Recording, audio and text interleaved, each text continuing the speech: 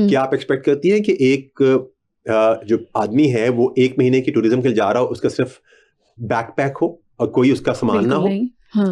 These are the kind of tricks and tactics जो हमारी investigation में मैं इसलिए चीजें बता रहा हूं कि अगर शायद मैं अपने लिए मुश्किल कर रहा हूं कल को ऐसे लोगों को फिल्टर करने के लिए, लेकिन अगर ऐसा कोई ट्रैवल एजेंट किसी भी मासूम आदमी को इस तरह करके फंसा रहा है कि आप बस 2 दिन का सामान रखें, आपको टूरिज्म के लिए मैक्स कंट्री ले जा रहा हूं, वहां से वाई में ले जाऊंगा, तो काइंडली आप होश के नाखून लीजिए। आप यहाँ भी अपने पैसे जाया कर रहे हैं और वहां भी वो आपको जाके तनहा छोड़ देगा, या आप वहां पकड़े जाएंगे और आप डिपोर्ट हो जाएंगे और आपकी 5 साल के लिए आप ब्लैकलिस्ट हो जाएंगे, आप कहीं ट्रैवल नहीं कर सकेंगे। ठीक है। और अली साहब, ये वाली सारी चीजें जितना आपने हमें क्वेश्चनेयर बताया, ये सब चीजें ऑफलोड करते हुए मुसाफिरों से पूछी जाती हैं, या फिर आप FIA जो प्रोफाइलिंग कर रही होती है अपने मुसाफिरों की, वो पहले से सारा कुछ इन्होंने प्रोसीजर किया होता है? ये क्या मामला क्या है? देखिए, इसमें 2 तरह से चीजें काम कर रही होती है। एक तो ये होता है कि हम कुछ गैंग्स को पहले रिकॉग्नाइज कर लेते हैं। जैसे मैं आपको एग्जांपल दे सकता हूं कि हमने एक गैंग पकड़ा, वो उसने तकरीबन कोई 150 करीब लोगों के साथ उन्होंने कॉन्ट्रैक्ट किया हुआ था। अच्छा। ऐसे उनके लोग थे 150 से अबव, ठीक है, जिनके उन्होंने मुख्तलिफ ट्रैवल एजेंट से मुख्तलिफ टाइम पे उन्होंने टिकट्स कराई हुई थी उन्होंने, पीछे कंपनी एक थी, सो उनके 6 लोग पकड़े गए।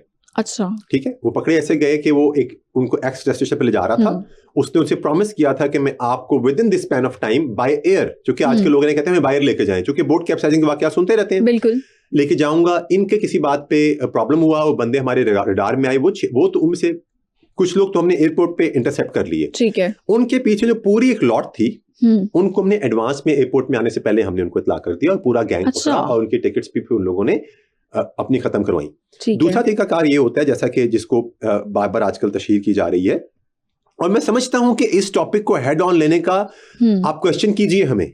अगर हम गलत होंगे तो हमारी अपनी एक प्रोसेस के अंदर प्योरिटी आनी चाहिए, बट मैं समझता हूं कि अगर इसमें हमें क्वेश्चन होके हमें 4 चीजों पे आंसरेबल होना भी पड़ रहा है पब्लिक को, तो मैं समझता हूं कि बहुत सारे लोग जो ऐसे नहीं जानते इन चीजों को, उन लोगों तक हमारी आवाज पहुंच रही है। ठीक है। एटलीस्ट वो अंडरस्टैंड करेंगे कि there is something which need to be checked.